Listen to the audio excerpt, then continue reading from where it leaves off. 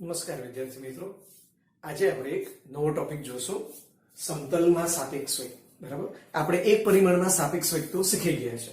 બરાબર, સમજવા માટે આપણે એવું વિચારીએ કે વાહન A છે એનો વેગ સદિશ va છે, વાહન B એનો વેગ છે સદિશ vb.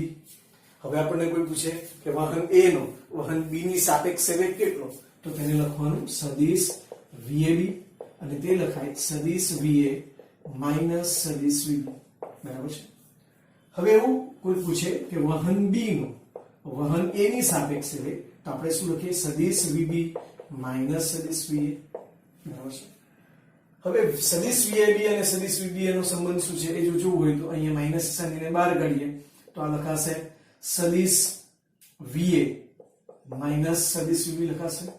એટલે કે આ તો થઈ ગયું માઈનસ સદિશ vab, એટલે કે સદિશ vba બરાબર માઈનસ સદિશ vab, અથવા તો સદિશ vba નું મૂલ્ય બરાબર માઈનસ સદિશ vab નું મૂલ્ય. બંનેના મૂલ્યો કેવા હોય છે? સરખા હોય છે. સાપેક્ષ વેગમાં જે બે વાહનો એકબીજાની સાપેક્ષે ગતિ કરતા હોય એમાં પહેલાનો બીજાની સાપેક્ષે અને બીજાનો પહેલાની સાપેક્ષે વેગનું જે સાપેક્ષ વેગનું મૂલ્ય છે એ કેવું આવે? સરખું આવે ને દિશાઓ પરસ્પર વિરુદ્ધ આવે. બરાબર છે. હવે એનું ભૌમિતિક નિરૂપણ કરીએ તો ધારો કે કોઈક વાહન va જેટલા વેગથી દર્શાવેલી દિશામાં ગતિ કરે છે અને કોઈ બીજું વાહન એ vb જેટલા વેગથી આ દર્શાવેલી દિશામાં ગતિ કરે છે. હવે આપણે મેળવવું શું છે? તો આપણે પહેલા તે ડિસાઈડ કરવાનું કે ધારો કે આપણે વાહન a નો વાહન b ની સાપેક્ષે વેગ શોધવો છે, એટલે કે સદિશ va માઈનસ સદિશ vb મેળવવું છે. તો એને આમ પણ લખી શકાય સદિશ va પ્લસ માઈનસ સદિશ vb. બરાબર છે. હવે માઈનસ સદિશ vb એટલે સદિશ vb નો પ્રતિસમાંતર સદિશ છે, તો તે આપણે આકૃતિમાં બતાવીએ. ધારો કે આ માઈનસ સદિશ vb છે, તો હવે સદિશ va અને માઈનસ સદિશ vb નો જે સરવાળો છે બરાબર છે એ જ આપણો સદિશ vab થઈ ગયો. બરાબર છે. તો તે મેળવવા માટે આપણે એક સમાંતર બાજુ ચતુષ્કોણની રચના કરીએ. બરાબર છે. આ તમારો થઈ ગયો સદિશ માઈનસ સદિશ vb. બરાબર છે. અને આ થઈ ગયું તમારું સદિશ va ની દિશા આપણે આમ બતાવીએ. આ તમારો થઈ ગયો સદિશ va. બરાબર છે. આ સામાન્ય બિંદુઓ છે, O માંથી દોરીએ એક વિકર્ણ, તો એ વિકર્ણ આપણને શું બતાવશે? સદિશ va માઈનસ સદિશ vb બતાવશે. બરાબર છે. હવે તેનું મૂલ્ય શોધવું હોય તો આપણને શું જોઈએ? તો આપણને પહેલા જોઈશે બે સદિશો વચ્ચેનો ખૂણો. તો અત્યારે બે સદિશો કયા છે? તો આ છે સદિશ va અને બીજો સદિશ છે માઈનસ સદિશ vb. બરાબર, આ ખૂણો જોઈએ છે. ધારો કે સદિશ va x અક્ષ સાથે કઈ ખૂણો આંતર્યો છે. બરાબર છે. હવે એ ખૂણાનું જો મૂલ્ય ખબર હોય તો બાકીના આ ખૂણાનું મૂલ્ય આપણને મળી શકે. બરાબર છે. તો ધારો કે આ જે ખૂણો છે ને એનું થીટા ખૂણો, તો આ જે ખૂણો છે કયો? સદિશ va અને માઈનસ સદિશ vb એ વચ્ચેનો જે આ ખૂણો દેખાય છે એ કેટલો કહેવાશે? 180 ડિગ્રી માઈનસ થીટા કહેવાશે. બરાબર છે. એટલે સદિશ va અને માઈનસ સદિશ vb વચ્ચેનો ખૂણો છે 180 માઈનસ થીટા. બરાબર. તો હવે મારે વેલ્યુ મેળવવી છે સદિશ vab, એટલે કે મોડ્યુલસ ઓફ સદિશ vab બરાબર square root of va square plus vb square plus twice va vb cos 180 degree minus theta. બરાબર છે. અને ફાઇનલી શું લખાશે? તો is equal two square root of va square plus vb square plus twice va vb cos pi minus theta. cos pi minus theta જો લઈએ તો એકમ વર્તુળમાં અહીંયા પાઈ આવે, પાઈ માંથી તમે થીટા બાદ કરો એટલે બીજું ચરણ આવે. ઓલ એસટીસી પ્રમાણે અહીંયા સાઇન વિધેય, ઓલ એસટીસી પ્રમાણે અહીંયા ઓલ એસટીસી પ્રમાણે અહીંયા જે સાઇન વિધેય છે એ કેવું આવશે? પોઝિટિવ આવશે. બાકી બધા કેવા આવશે? નેગેટિવ આવશે. તો તમારું ચરણ કયું છે 180 ડિગ્રી માઇનસ થીટા એટલે બીજું ચરણ છે. બીજા ચરણમાં આ વેલ્યુ કેવી આવશે? નેગેટિવ. એટલે જવાબ આવશે માઇનસ કોસ થીટા. બરાબર છે. એટલે ફાઇનલી જે વેલ્યુ મળી આપણને એ કેટલી હશે? va square plus vb square minus twice va vb cos theta. બરાબર છે.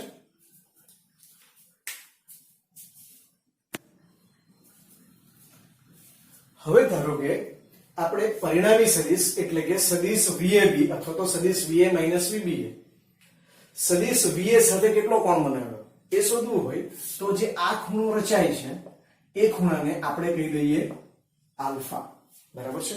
તો હવે આલ્ફા ખૂણો શોધવા માટે આપણે એક ઉદાહરણ શીખી ગયેલા.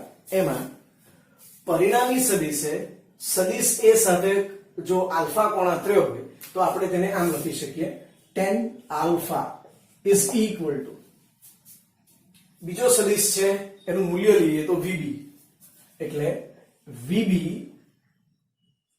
sin 180 ડિગ્રી માઇનસ થીટા ના છેદમાં VA plus VB cos 180 degree minus theta. બરાબર છે. આપણે પેલો સાઇન નો નિયમ કોસાઇન નો નિયમ એ જે ઉદાહરણ જોયું તેમાં આપણે આ સૂત્ર લખ્યું છે. આપણે એવું લખેલું b sin થીટા ના છેદમાં a plus b cos theta. બરાબર છે. તો તેમાં ખાલી કિંમતો મૂકી છે. હવે sin 180 ડિગ્રી માઇનસ થીટા એટલે બીજું ચરણ. બીજા ચરણમાં sin પોતે પોઝિટિવ છે અને પાઈ પ્લસ થીટા હોય કે પાઈ માઇનસ થીટા હોય જે વિધેય છે એ બદલાતું નથી. એટલે કે જવાબ આવશે vb sin થીટા ના છેદમાં va. હવે અહીંયા જોઈએ cos 180 ડિગ્રી માઇનસ થીટા જેવું અહીંયા આવ્યું તેવું માઇનસ cos થીટા લખવું પડશે એટલે અહીંયા લખી દઈએ માઇનસ vb cos થીટા. તો tan આલ્ફા બરાબર આપણને આ કિંમત મળશે. બરાબર છે. તો અહીંયા આપણે તેનું મૂલ્ય શોધ્યું અને અહીંયા ખૂણો સદિશ va સાથે કેટલો ખૂણો રચે છે કઈ દિશામાં હશે તે તમે આ સૂત્ર પરથી જાણી શકો. એના પરથી તમે vb સાથે કેટલો ખૂણો આંતર્યો એ પણ તમારે જાણવું હોય તો સરળતાથી જાણી શકાય છે.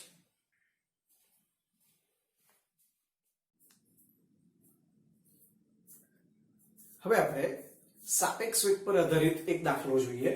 ઉદાહરણ 4.6. શિરોલંબ દિશામાં 35 મીટર પર સેકન્ડના વેગથી વરસાદ પડી રહ્યો છે. કોઈ મહિલા પૂર્વથી પશ્ચિમ દિશામાં 12 મીટર પર સેકન્ડ ઝડપથી સાયકલ ચલાવી રહી છે. વરસાદથી બચવા માટે તેણીએ કઈ દિશામાં છત્રી રાખવી જોઈએ? બરાબર છે. આકૃતિમાં પૂર્વ પશ્ચિમ ઉત્તર દક્ષિણ દિશા બતાવેલી છે.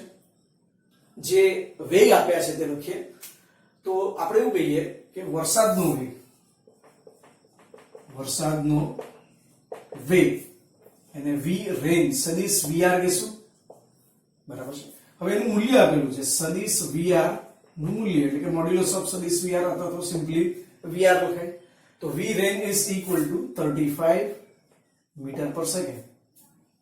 પછી સાયકલનો વેગ આપેલો છે.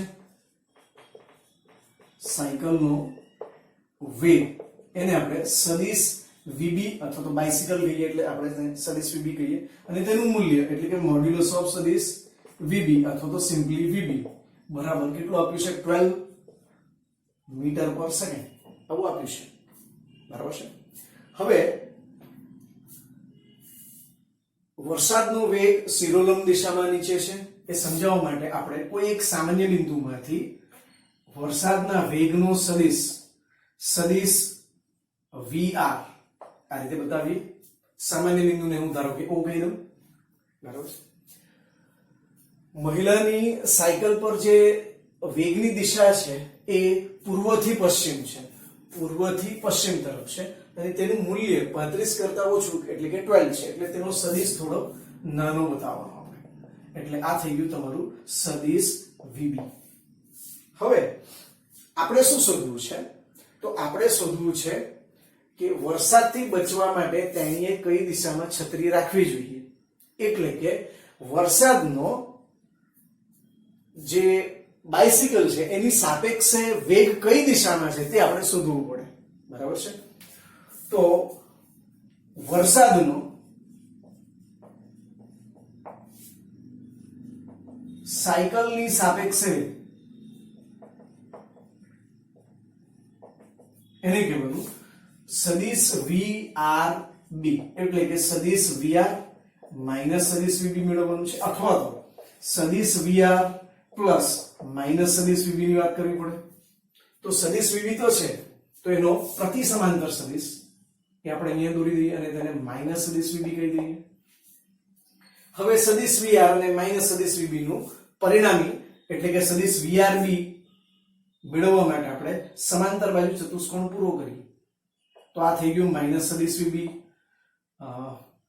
આ થઈ ગયું સદિશ VR અને સામાન્ય બિંદુમાંથી આપણે એક વિકર્ણ દોરીએ. બરાબર, એ તમને શું બતાવશે? સદિશ VRB. હવે જો પેલી મહિલા, વરસાદ હવે આમ પડે છે, મહિલા જ્યારે સાયકલ પર જતી હોય ત્યારે વરસાદ તો નીચે પડે છે, પણ જ્યારે ગતિ કરે છે સાયકલ પર ત્યારે તેને વરસાદનો પોતાની સાયકલની સાપેક્ષે આ દિશામાં દેખાય છે, એટલે તેને છત્રી આ રીતે ધરવી જોઈએ. આ એની છત્રી થઈ ગઈ.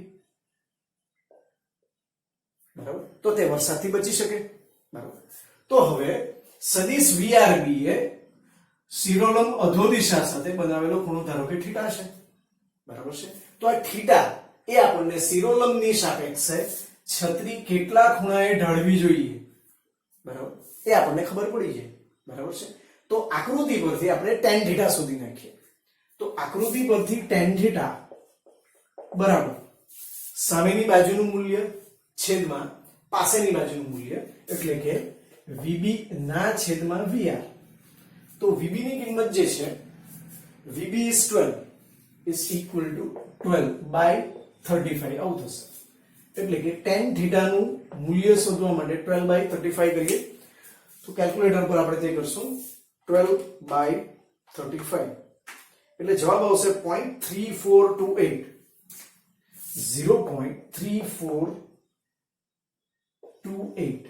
હવે નેચરલ લોગેરિધમમાં જો તમે થીટા બરાબર tan ઇન્વર્સ કરીને તેના માટેની વેલ્યુ શોધો, બરાબર છે, તો તે લગભગ theta is approximately equal to 19 ડિગ્રીની નજીક આવે છે. એટલે કે શિરોલંબ દિશા સાથે 90 ડિગ્રી કોણ બનાવતી દિશામાં છત્રીને આપણે નમાવવી જોઈએ, જેથી પેલી મહિલા શું વરસાદથી બચી શકે.